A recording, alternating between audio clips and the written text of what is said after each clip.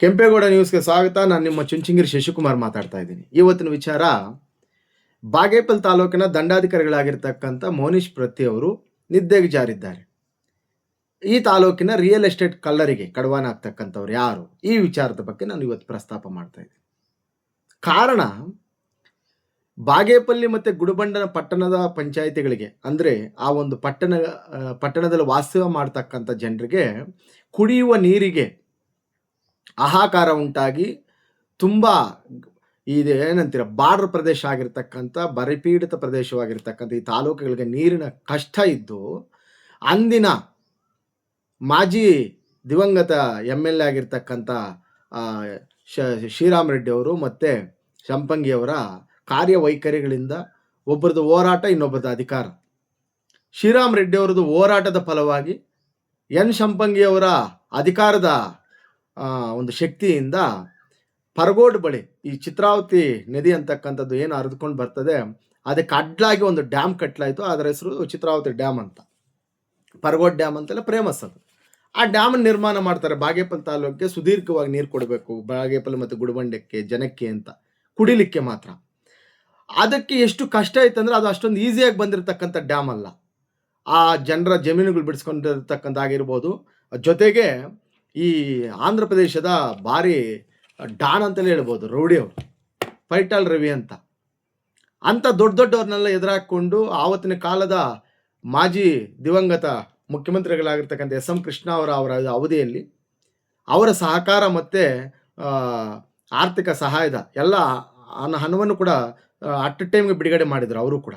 ಆ ಒಂದು ಎಲ್ಲ ಯೋಜನೆಗಳಿಂದ ತುಂಬ ಕಷ್ಟಪಟ್ಟು ಕಟ್ಟಿರ್ತಕ್ಕಂಥ ಡ್ಯಾಮ್ ಈ ಪರಗೋಡ್ ಡ್ಯಾಮ್, ಅಂದರೆ ಚಿತ್ರಾವತಿ ಅಣೆಕಟ್ಟು.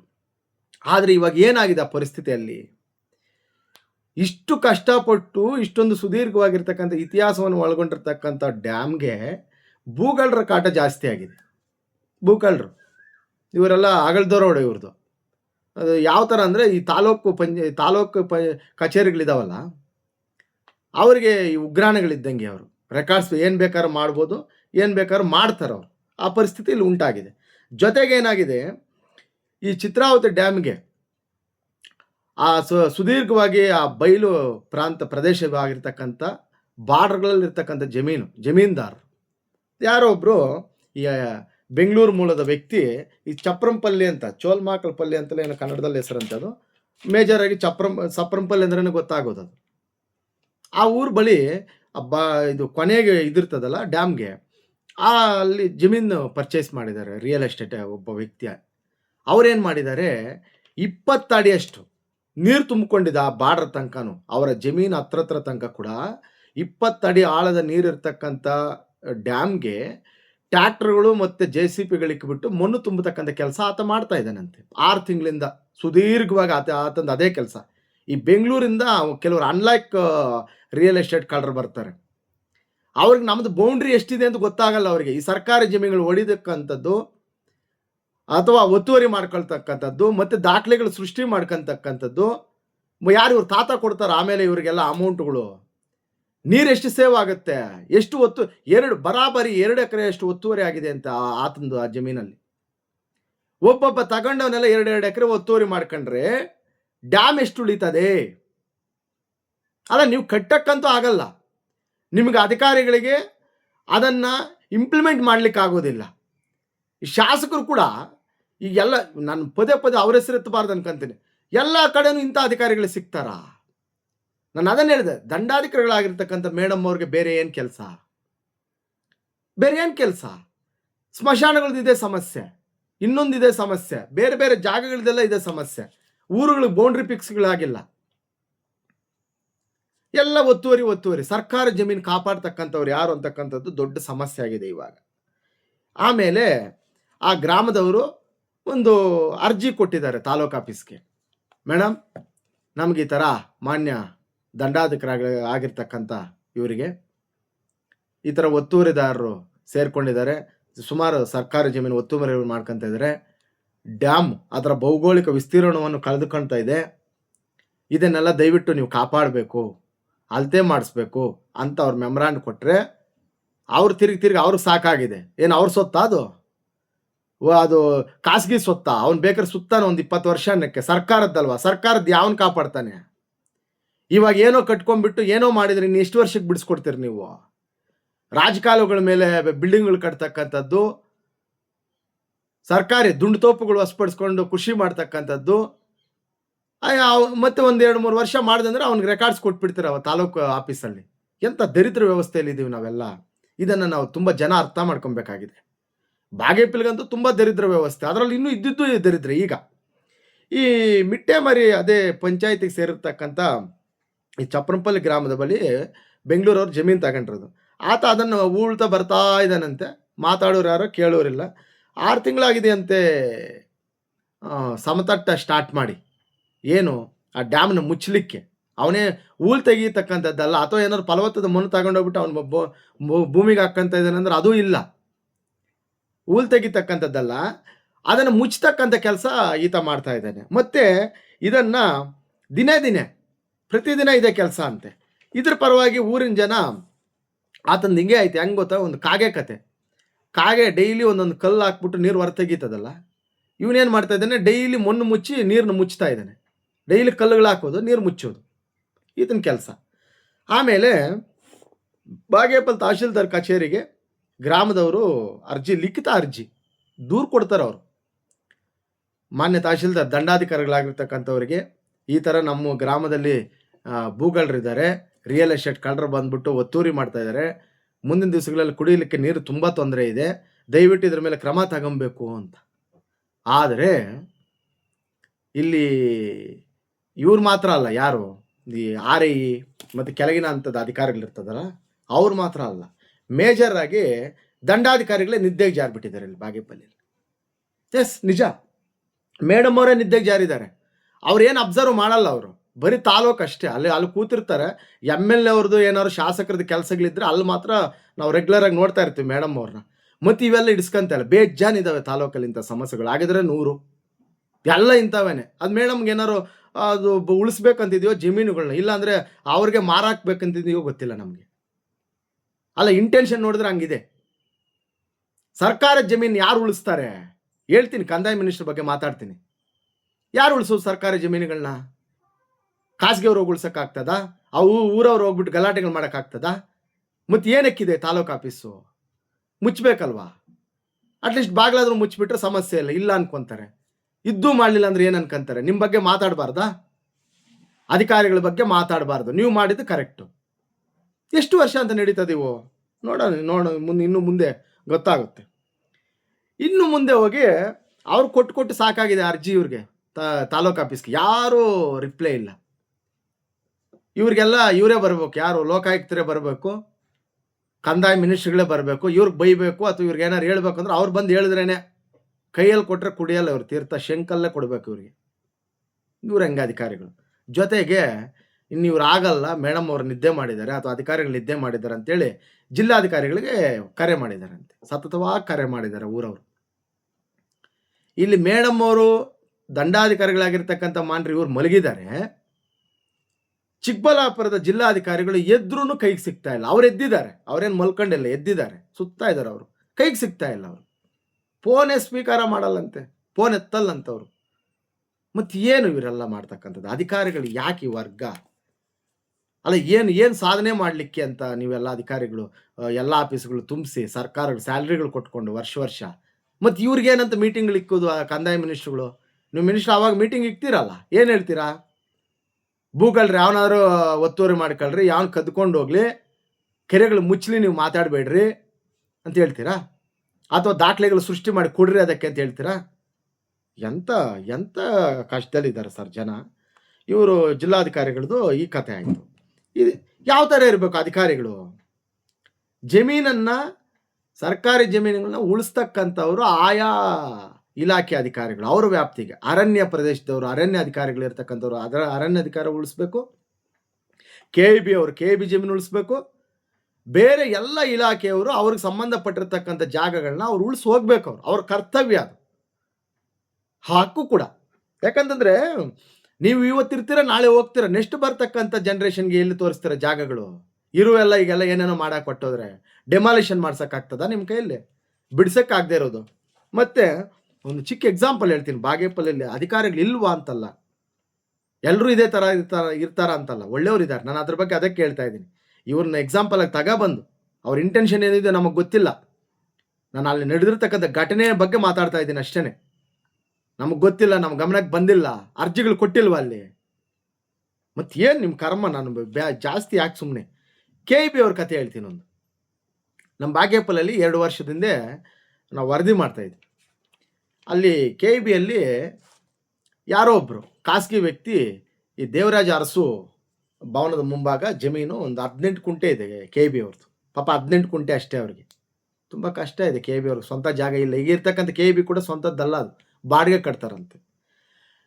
ಈ KEB 18 ಕುಂಟೆ ಜಮೀನಿಗೆ ಇವ್ರ ಪಿಲ್ಲರ್ಗಳೆಲ್ಲ ಹಾಕ್ಸಿದ್ದಾರೆ. ಯಾರೋ ಒಬ್ರು ಮಹಾನ್ ಭಾವರು ತಡೆ ಹಾಕಿದ್ದಾರೆ.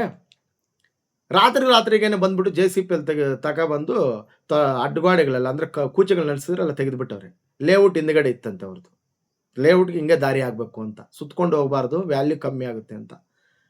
ಅದೇ ಜಾಗಕ್ಕೆ ಅಧಿಕಾರಿ, ಅದು ಉಸ್ತುವಾರಿ ಹಾಕಿದ್ರು ಮೇಡಮ್ ಅವ್ರು, ಏನೋ ಗೊತ್ತಿಲ್ಲ ನಮಗೆ ಪಾಪ, ಉಷಾ ಮೇಡಮ್ ಅಂತ. ನೋಡಿ ನಮ್ಗೆ ತುಂಬ ಇಷ್ಟ. ಈಗ ಅಧಿಕಾರಿಗಳು ಫ್ರಾಂಟಾಗಿ ಯಾರು ಆನೆಸ್ಟ್ ಆಗಿರ್ತಾರೋ ಅವ್ರು ನಮ್ಗೆ ತುಂಬ ಇಷ್ಟ. ನಾವು ಏನು ಬೇಕಾದ್ರೂ ಸಪೋರ್ಟ್ ಮಾಡೋಣ, ಏನಾಗಲ್ಲ, ಹೋದ್ರೆ ಪ್ರಾಣ ಹೋಗುತ್ತೆ ಅಷ್ಟೇ ಅಲ್ಲ, ಏನು ಬೇಕಾದ್ರೂ ಮಾಡೋಣ ಅಂತ ಅಧಿಕಾರಿ ಬಂದ್ಬಿಟ್ಟು ತಡೆ ಹಾಕ್ಬಿಟ್ಟಿದ್ದಾರೆ. ನಾವು ಓದಿವಿ, ವರದಿ ಮಾಡೋಣ ಅಂತ ಹೋದ್ರೆ ಗೊತ್ತಾಯಿತು. ಹೋದರೆ ಕೇಳಿದ್ವಿ ಏನು ಮೇಡಮ್ ಅಂತ. ಸಾರ್ ಈ ಥರ ದೊಡ್ಡ ರಾಜಕಾರಣಿಗಳ ಸಪೋರ್ಟ್ ತಗೊಂಡು ನಮ್ಮ ರಾತ್ರಿ ಒತ್ತುವರಿ ಮಾಡಿದ್ದಾರೆ, ಈ ಜಾಗ ಅಗದಾಕಿದ್ದಾರೆ, ಆಮೇಲೆ ಕೂಚೆಗಳು ತೆಗೆದುಹಾಕಿದ್ದಾರೆ. ಹೌದಾ?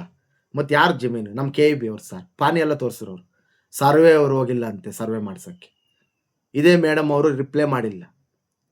ನನಗೆ ಅವತ್ತು ಯಾರೋ ಒಬ್ರು ಹೇಳಿದ್ರು, ನಿಮ್ಗೆ ಯಾಕೆ ಮೇಡಮ್ ಸುಮ್ಮನೆ ಇರಿ ಅಂದ್ರಂತೆ. ಹೆಸರು ಬೇಡ, ಹೊಟ್ಟೆಗೆ ಅನ್ನ ತಿನ್ಬೇಕು ನಾವು, ಹೊಟ್ಟೆಗೆ ಅನ್ನ ತಿನ್ಬೇಕು ನಾವು. ಮುಂದೆ ತಿಂದರೆ ಹಿಂಗೆ ಆಗ್ತವೆ. ಸರ್ಕಾರಿ ಜಮೀನು ಉಳಿಸ್ಲಿಕ್ಕೆ ಯೋಗ್ಯತೆ ಇಲ್ಲ ಅಂತಂದರೆ ಸುಮ್ಮನೆ ಇರಿ ಮೇಡಮ್ ಅಂತ ಯಾಕೆ ಹೇಳ್ತೀರಿ ನೀವು? ಹಕ್ಕಿಲ್ವಲ್ಲ ನಿಮಗೆ? ನೀವು ಹೋಗ್ಲಿ, ಅದು ನಿಮ್ಮ ಕೆಲಸನ, ನಿಮ್ಮದು. ಬಕೆಟ್ ಹಿಡಿಬಾರ್ದು ಅಧಿಕಾರಿಗಳು, ಕೆಲಸ ಮಾಡಬೇಕು. ಆ ಕೆಲಸನ ಉಷಾ ಮೇಡಮ್ ಅವ್ರು ಮಾಡಿದ್ರು. ಎಳೆದ್ಬಿಟ್ರಲ್ಲ, ನಮ್ಮ ಜಾಗ ನಮ್ಗೆ ಬೇಕೇ ಬೇಕು. ದೊಡ್ಡ ಗಲಾಟೆ ಆಗೋಯ್ತು. ನ್ಯೂಸ್ ಎಲ್ಲ ಮಾಡಿದ್ವಿ ನಾವು. ಕೊನೆಗೆ ಏನಾಯ್ತು ಗೊತ್ತಾ? ಅದನ್ನೆಲ್ಲ ಕಾಂಪೌಂಡ್ ಪುನಃ ಎತ್ತಿಸ್ಬಿಟ್ಟು, ಡ್ರೈನ್ ಥರ ಎತ್ಬಿಟ್ಟು, ಯಾರು ಅದರ ಒಳಗೆ ಹೋಗ್ಬಾರ್ದು ಹಂಗೆ ಮಾಡಿಬಿಟ್ಟು ಬದ್ದಿಸ್ಬಿಟ್ರು. ಅವರು ಭದ್ರ ಮಾಡಿಬಿಟ್ರು ಜಮೀನ. ಏನು ಮೇಡಮ್ ಅಂತ ಕೇಳಿದ್ರೆ, ನಮ್ಮ ಜಾಗ ಸರ್, ನಮ್ಮ ಜಾಗ, ನಮ್ಮ ಇಲಾಖೆದು ಅಂತ ಹೇಳಿಲ್ಲ ಅವರು. ಉಷಾ ಮೇಡಮ್ ಅವರು ಪಾಪ ಅವ್ರು ಎಲ್ಲಿದ್ರು ಚೆನ್ನಾಗಿರಲಿ, ಯಾಕೆ ಒಳ್ಳೆ ಅಧಿಕಾರಿಗಳು ನೆನೆಸ್ಕೊಬೇಕು. ನಮ್ಮ ಇಲಾಖೆ ಜಾಗ ಸರ್ ಅಂತ ಹೇಳಿಲ್ಲ, ನಮ್ಮ ಜಾಗ ಸರ್. ಬಾಗೇಪಲ್ಲಿಯಲ್ಲಿ ನಮ್ಮ KEBಗೆ ಇರೋದೇ 18 ಕುಂಟೆ ಇದೆ, ನಮ್ಮ ಜಾಗ ಅದು, ನಾವ್ಯಾಕೆ ಬಿಟ್ಕೊಡೋಣ? ಇಂಥ ಅಧಿಕಾರಿಗಳು ಬೇಕು ಬಾಗೇಪಲ್ಲಿಗೆ. ನಿದ್ದೆ ಮಾಡ್ತಕ್ಕಂಥವ್ರು ಮನೆಯಲ್ಲಿ ಮಾಡಿ, ಇಲ್ಲ ರಾಜೀನಾಮೆಗಳು ಕೊಟ್ಬಿಡಿ, ಇಲ್ಲ ಟ್ರಾನ್ಸ್ಫರ್ಗಳು ಮಾಡ್ಕೊಂಡು ಹೊಟ್ಟೋಗಿ. ದುಡ್ಡು ಕೊಟ್ಟು ಇಲ್ಲಿ ಬಂದು ಬೇರೆ ಯಾರು ನಾವು ಅಧಿಕಾರಿಗಳೆಲ್ಲ ಬೇರೆ ಎಲ್ಲ ಇಲಾಖೆ ಅಧಿಕಾರಿಗಳಿಗೆ ಹೇಳ್ತಾ ಇದ್ದೀನಿ, ಬಾಗೇಪಲ್ಲಿ ಎಂಟೇರ್ ಇಲಾಖೆಗಳಿಗೆ ಸರ್ಕಾರಿ ಜಮೀನುಗಳನ್ನ ನಿಮ್ಮ ಸಂಬಂಧಪಟ್ಟಿರ್ತಕ್ಕಂಥ ಇಲಾಖೆಗಳಿಗೆ ಕೊಟ್ಟಿರ್ತಕ್ಕಂಥ ಜಮೀನುಗಳು ನೀವು ಉಳಿಸ್ಬೇಕು. ನೀವು ಬಿಟ್ಟು ಹೋಗ್ಬಾರ್ದು. ನೀವು ದುಡ್ಡು ಕೊಟ್ಟು ಬಂದಿರ್ತೀವಿ, ನಾವು ದುಡ್ಡು ಮಾಡ್ಕೊಂಡು ಹೋಗೋಣ ಅಂದ್ರೆ ಆಗಲ್ಲ. ಇಲ್ಲಿ ಸೊಸೈಟಿ ಅಲ್ವಾ, ಉತ್ತರ ಕೊಡ್ಬೇಕಲ್ವಾ? ಸೊಸೈಟಿಗೆ ಜನರಿಗೆ ಉತ್ತರ ಕೊಡ್ಬೇಕಲ್ವಾ? ನಾವು ಸುಮಾರು ಲಕ್ಷ ಕೊಟ್ಟು ಬಂದಿದ್ದು, ಯಾರು ಕೊಡಕ್ಕೆ ಕೇಳಿದ್ರು ನಿಮಗೆ? ಮತ್ತೆ ಕೊಟ್ಟಿಲ್ಲ ಅಂದ್ರೆ ಕೆಲಸ ಮಾಡಿ. 20 ಅಡಿ ಅವನು ಬಂದ್ ಮಾಡ್ತಾ ಇದ್ದಾನಂತೆ. 20 ಅಡಿ ಆಳ, 20 ಅಡಿ ನೀರು ನಿಂತ್ಕೊಬೇಕಾದ್ರೆ ಗೊತ್ತಾ ನಿಮ್ಗೆ ಅದ್ರ ಕಷ್ಟ? ಬಿಡ್ಸಕ್ಕಂತೂ ಆಗಲ್ಲ ನಿಮ್ಮ ಕೈಯಲ್ಲಿ. ಹೊಸದಾಗಿ ಬಿಟ್ಟಿರೋ ಜಾಗಗಳನ್ನ ಯಾಕೆ ಬಿಡ್ತೀರಾ? ಮತ್ತೆ ಈ ಸ್ಮಶಾನ ಜಾಗಗಳು ಹೂಳೆತ್ತುದ್ರಲ್ಲಿ ಅವನು ನಮ್ಮ ಸರ್ಕಾರ ಅಂತೂ ಬೇಸಿಗೆ ಕಾಲದಲ್ಲಿ ಕೂಡ ಮನಸ್ಸು ಮಾಡಲ್ಲ. ದೊಡ್ಡ ದೊಡ್ಡ ಡ್ಯಾಮ್ಗಳಿಗೆ, ಕೆರೆಗಳಿಗೆ ಯಾರೋ ಬೇರೆ ಯಾವ ವೃತ್ತಿ ಆಫೀಸ್ಗಳು ಕೆಲವಿದಾವೆ, ಅವ್ರು ಮಾಡ್ತಾ ಇದ್ದಾರೆ ಪರ್ಸ್ನಲ್ ಆಗಿ. ಕರ್ಮ. ಆಮೇಲೆ ಈ ಸ್ಮಶಾನ ಜಾಗಗಳು, ಕೆರೆ ಜಾಗಗಳು, ಕೆರೆ ಕುಂಟೆಗಳಿದಾವಲ್ಲ ಅವು, ಮತ್ತು ಈ ಏನಂತಾರ ರಾಜಕಾಲುವೆಗಳು, ದುಂಡು ತೋಪುಗಳು, ಯಾರು ಇವ್ರನ್ನೆಲ್ಲ ಕಾಪಾಡ್ತಕ್ಕಂಥದ್ದು? ಈ ಜಾಗಗಳನ್ನ, ಈ ಪ್ರಾಪರ್ಟಿಗಳನ್ನ ಉಳಿಸ್ತಕ್ಕಂಥ ಅಧಿಕಾರಿಗಳು ಯಾರು? ಜನ ಹೋಗಿ ಯುದ್ಧ ಮಾಡೋಕ್ಕಾಗ್ತದ? ನಿಮ್ಗೆ ಸಂಬಳಗಳು ಕೊಟ್ಟು ಅಲ್ಲಿ ಇಟ್ಕೊಂಡು. ಈಗ ದಂಡಾಧಿಕಾರಿಗಳು ಒಬ್ಬ ವ್ಯಕ್ತಿ ಮೇಲೆ ಕೇಸ್ ಹಾಕಿದರೆ ಇಮಿಡಿಯೇಟ್ಲಿ FIR ಮಾಡ್ತಾರೆ. ಜನ ಹೋಗಿ ಮಾಡ್ಸೋಕ್ಕಾಗ್ತದ? ಏನಂತಾರೆ ಪೊಲೀಸರು? ನಿನ್ನ ಕೆಲಸ ನೀನು ನೋಡ್ಕೊ ಅಂತಾರೆ. ಅವನಿಗೆ ಏಯ್ ಅವನೇನಾರು ಒತ್ತುವರಿ ಮಾಡ್ಕೊಳ್ಳಿ, ನೀನು ಸ್ವಲ್ಪ ಉಳುಮೆ ಮಾಡ್ಕೊಳ್ಳ ಅಂತಾರೆ ಪೊಲೀಸರು. ಸಾರ್, ಬೆಂಗಳೂರು ಅವ್ನು ಬಂದು 2 ಎಕರೆ ಮುಚ್ತಾ ಇದ್ದಾನೆ ಸರ್ ಡ್ಯಾಮ್ಗೆ ಅಂತ ಪೊಲೀಸವ್ರಿಗೆ ಒಂದು ಕಂಪ್ಲೇಂಟ್ ಕೊಡಲಿ, ನನ್ನಂತವ್ನು ಹೋಗ್ಬಿಟ್ಟು ಪ್ರೈವೇಟ್ ಅವನು. ಏನಂತಾರೆ ಪೊಲೀಸವರು, ಏನು ನೀವು ಸರ್ಕಾರಕ್ಕೆ ಏನಿಲ್ಲ, ನೀನು ಯಾಕೆ ತಲೆ ಕೆಡಿಸ್ಕೊಂತೆ, ನೀನು ಒಂದು 2 ಎಕರೆ ಉಳುಮೆ ಮಾಡ್ಕೊ ಪಕ್ಕದಲ್ಲಿ, ನೀನು ಮುಚ್ಚೋಗ ತಾಕತ್ತಿದ್ರೆ ಸುಮ್ಮನೆ ಇವೆಲ್ಲ ಇಂಥವು ತರಬೇಡಿ ಇಲ್ಲಿ, ಇಲ್ಲ ಇನ್ನು ಸಿವಿಲ್ ಮ್ಯಾಟ್ರ್ ಅಂತಾರೆ. ನೋಡಿ ಹೆಂಗಿದೆ ಪರಿಸ್ಥಿತಿಗಳು, ಅವನ್ನ ಅರ್ಥ ಮಾಡ್ಕೋಬೇಕು ಅಧಿಕಾರಿಗಳು ಕೂಡ. ಮತ್ತು ಕೊನೆಗೆ ಮಾನ್ಯ ಕಂದಾಯ ಮಿನಿಸ್ಟ್ರುಗಳಾಗಿರ್ತಕ್ಕಂಥ ಕೃಷ್ಣ ಬೈರೇಗೌಡರು ಪೌತಿ ವಾರಸು ಖಾತೆ, ಸತ್ತೋಗಿರೋ ಜಮೀನುಗಳು ಮಾಡಿಸ್ಕೊಂತಾರೆ, ಎಲ್ಲ ಕರೆಕ್ಟಾಗಿದ್ದರೆ ಅವ್ರ ಪಾರ್ಗೆ ಅವ್ರು ಮಾಡಿಸ್ಕೊಂತಾರೆ. ಅವಶ್ಯಕತೆ ಇಲ್ಲ, ಮನುಷ್ಯನಿಗೆ ಬೆಳಗ್ಗೆ ಊಟ ತಿನ್ನಿ ಅಂತ ಹೇಳಬೇಕಾಗಿಲ್ಲ, ತಿಂತಾನೆ ಅವನು, ಹಸುವಾಗುತ್ತೆ ತಿಂತಾನೆ, ಜಮೀನು ಬೇಕು ಮಾಡಿಸ್ಕೊತಾನೆ, ಲಿಟಿಗೇಷನ್ ಇದ್ದು ಉಳಿದೋಗ್ತವೆ. ಕರೆಕ್ಟ್, ನೀವು ಮಾಡಿದಂತೂ ಅದನ್ನು ಅನಗಿಸ್ತಾ ಇಲ್ಲ ಕರೆಕ್ಟ್. ಅದರ ಜೊತೆಗೆ ಏನು ನೀವು ಪೌತಿ ವಾರಸು ಖಾತೆ ಆಂದೋಲನವನ್ನು ಮಾಡ್ತೀರಾ, ಆ ಒಂದು ಸಭೆಗಳಲ್ಲಿ ಸರ್ಕಾರಿ ಜಮೀನುಗಳನ್ನ ಉಳಿಸ್ತಕ್ಕಂಥ ಆಂದೋಲನವನ್ನು ಮಾಡಿ, ದಂಡಾಧಿಕಾರಿಗಳಿಗೆ ಜಿಲ್ಲಾಧಿಕಾರಿಗಳಿಗೆ ಇಂಟ್ರಕ್ಷನ್ ಕೊಡಿ, ಅವ್ರಿಗೊಂದು ಆಂದೋಲನದ ಕಾರ್ಯಕ್ರಮ ಥರ ಮಾಡೋಕ್ಕೆ ಹೇಳಿ. ನಮ್ಮ ಸರ್ಕಾರಿ ಜಮೀನುಗಳು ಯಾವ್ದು ಎಂಥ ದೊಡ್ಡ ಬಲಿಷ್ಠ ವ್ಯಕ್ತಿ ಆಗಿದ್ರು ಸರಿ, ರಾಜಕಾಲುವೆಗಳು, ದುಂಡುತೋಪುಗಳು, ಕೆರೆಗಳು, ಸ್ಮಶಾನ ಜಾಗಗಳು, ಸರ್ಕಾರಿ ಜಮೀನುಗಳು ಯಾವನು ಒತ್ತುವರಿ ಮಾಡ್ಕೊ ಅವೆಲ್ಲ ಬಿಡಿಸ್ಬೇಕು, ಒಂದು ಆಂದೋಲನ ಮಾಡಿ, ಉಳಿಯಲ್ವ ಸರ್ಕಾರಕ್ಕೆ ಜಮೀನುಗಳು. ಆಮೇಲೆ ಅದೇ ಈಗ ಅಷ್ಟನ್ನು ಮಾಡಬೇಕಾಗಿದೆ ಮಂತ್ರಿಗಳು. ಇದೊಂದು ಅವರಲ್ಲಿ ರಿಕ್ವೆಸ್ಟ್, ನಾನು ಕಂದಾಯ ಮಿನಿಸ್ಟ್ರುಗಳ ಹತ್ರ ರಿಕ್ವೆಸ್ಟ್ ಇದು, ದಯವಿಟ್ಟು ಈ ಒಂದು ಆಂದೋಲನವನ್ನು ಮಾಡಿ ನೀವು. ಆಮೇಲೆ ಅದೇ ನಾನು ಹೇಳಿದೆ, ಈ ದಂಡಾಧಿಕಾರಿಗಳು ಮುಳುಗಿದ್ದಾರೆ, ಜಿಲ್ಲಾಧಿಕಾರಿಗಳು ಎದುರು ಕೈಗೆ ಸಿಗ್ತಾ ಇಲ್ಲ. ಚಿಕ್ಕಬಳ್ಳಾಪುರದ ವ್ಯಥೆ ಇದು, ಕಥೆ ಅಲ್ಲ. ಅದರ ಜೊತೆಗೆ ಇನ್ನು ಮಂತ್ರಿಗಳು ಕೂಡ ಅವ್ರು ಎದ್ದು ಮುಳುಗಿ ಏನು ಮಾಡ್ತಾರೋ ಗೊತ್ತಿಲ್ಲ, ಅಟ್ಲೀಸ್ಟ್ ಇಂಥ ಕೆಲಸಗಳು ಮಾಡಿ ಸರ್ಕಾರಿ ಜಮೀನುಗಳನ್ನ ಆದಷ್ಟು ಉಳಿಸಿ, ಯಾರಿಗೂ ತೊಂದರೆ ಆಗೋದು ಬೇಡ. ಪ್ರೈವೇಟ್ ಅವನು ಸರ್, ಖಾಸಗಿ ಅವನು ಇದ್ರೆ ಬದುಕ್ತಾನೆ ಹೋಗ್ತಾನೆ, ಅವನಿಗೇನು ನಿಮ್ಮ ಕೆಲಸ? ಸರ್ಕಾರದ ಪ್ರಾಪರ್ಟಿಗಳನ್ನ ಉಳಿಸ್ತಕ್ಕಂಥ ಕೆಲಸ ಪ್ರತಿಯೊಬ್ಬ ಅಧಿಕಾರಿದು ಆಗಿರ್ತದೆ. ನೀವೇನಾದ್ರು ಒಂದು ಕಂಪ್ಲೇಂಟ್ ಕೊಟ್ಟರು ಫೈಲ್ ಆಗ್ತಕ್ಕಂಥ ಅಧಿಕಾರದಲ್ಲಿದ್ದೀರಿ ನೀವೆಲ್ಲ. ಇಮಿಡಿಯೇಟ್ಲಿ ಹಿಡ್ಕೊಂಬರ್ತಾರೆ, ಬೇಕಾದ್ರೆ ಅವ್ನು ಹೊಡಿತಾರೆ, ನೀವು ಕಂಪ್ಲೇಂಟ್ ಕೊಟ್ಟರೆ. ಈ ಥರ ಒತ್ತುವರಿ ಅಂತಂದರೆ ಭಯ ಪಡಿಸ್ತಕ್ಕಂಥದ್ದು, ಹೊಡಿತಕ್ಕಂಥದ್ದು, ಬೇರೆ ಬೇರೆ ಎಲ್ಲ ಕೆಲಸಗಳು ಮಾಡ್ತಕ್ಕಂಥ ಶಕ್ತಿ ನಿಮಗಿದೆ. ಶಕ್ತಿ ಇದ್ದವ್ರೆ ನಿದ್ದೆ ಮಾಡಿದ್ರೆ ಏನಾಗುತ್ತೆ? ಶಕ್ತಿ ಇಲ್ದವ್ರು ನಿದ್ದು ಓಡಾಡೋಕ್ಕಾಗತ್ತಾ? ಇಷ್ಟನ್ನು ಹೇಳ್ತಾ ನನ್ನ ಮಾತನ್ನು ಮತ್ತೆ ಬೇರೆ ಬೇರೆ ಥರ ತಗೊಂಬೇಡಿ ಅಧಿಕಾರಿಗಳು. ಅವನು ಏನೋ ಒಂಥರ ಮಾತಾಡ್ಬಿಟ್ಟಿದ್ದಾನೆ ನಮ್ಮ ಬಗ್ಗೆ. ನಿಮ್ಮ ಬಗ್ಗೆ ನಾನೇನು ಮಾತಾಡಿಲ್ಲ. ದಯವಿಟ್ಟು ಕೈ ಮುಗಿದು ಕೇಳ್ತಾ ಇದ್ದೀವಿ, ನಮ್ಮ ಕೆಂಪೇಗೌಡ ಟಿ ವಿ ವತಿಯಿಂದ ಕೂಡ ನಾನು ನಿಮ್ಮನ್ನು ಮನವಿ ಮಾಡ್ತೀನಿ, ರಿಕ್ವೆಸ್ಟ್ ಮಾಡ್ತೀನಿ, ಅಥವಾ ನಿಮ್ಗೊಂದು ದೊಡ್ಡ ನಮಸ್ಕಾರ ಮಾಡ್ತೀವಿ. ದಯವಿಟ್ಟು ಸರ್ಕಾರ ಜಮೀನುಗಳನ್ನ ಉಳಿಸಿ. ಈ ಥರ ಹೊರಗಡೆ ಸಿಕ್ದವನ್ನೆಲ್ಲ ಒಂದು ಲೇಔಟ್ ಮಾಡಲಿಕ್ಕೆ, ಒಂದು ಆರ್ಚ್ ಕಟ್ಟಲಿಕ್ಕೆ, ರಾಜಕಾಲುವೆಗಳನ್ನು ಮುಚ್ಚಲಿಕ್ಕೆ, ಇಂಥವಕ್ಕೆ ಮಾಡಿದ್ರೆ ನಾವು ಸಹಕಾರ ಕೊಡಲ್ಲ ಅಧಿಕಾರಿಗಳಿಗೆ. ನಾನು ಇನ್ನು ಇದ್ದಿದ್ದು ಇಂಥ ವರದಿಗಳನ್ನೇ ಮಾಡ್ತೀನಿ, ಜಾಸ್ತಿ ಮಾಡ್ತೀನಿ. ಈ ವರದಿಗಳು ಬರ್ತಾ ಗೊತ್ತಾಗ್ತಾ ಜಾಸ್ತಿನೇ ಮಾಡ್ತೀನಿ, ಕಮ್ಮಿ ಮಾಡ್ತಕ್ಕಂಥ ವಿಚಾರಗಳಿಲ್ಲ. ಅಥವಾ ನೀವು ಒಳ್ಳೆ ಅಧಿಕಾರಿಗಳಾಗಿ ಒಳ್ಳೆ ಕೆಲಸ ಮಾಡಿದ್ದಾದಮೇಲೆ ನಾವು ಬೇರೆ ಕೆಲಸ ಮಾಡ್ತೀವಿ ಅಂತ ಹೇಳ್ತಾ ನನ್ನ ಮಾತನ್ನು ಮುಗಿಸ್ತಾ ಇದ್ದೀನಿ.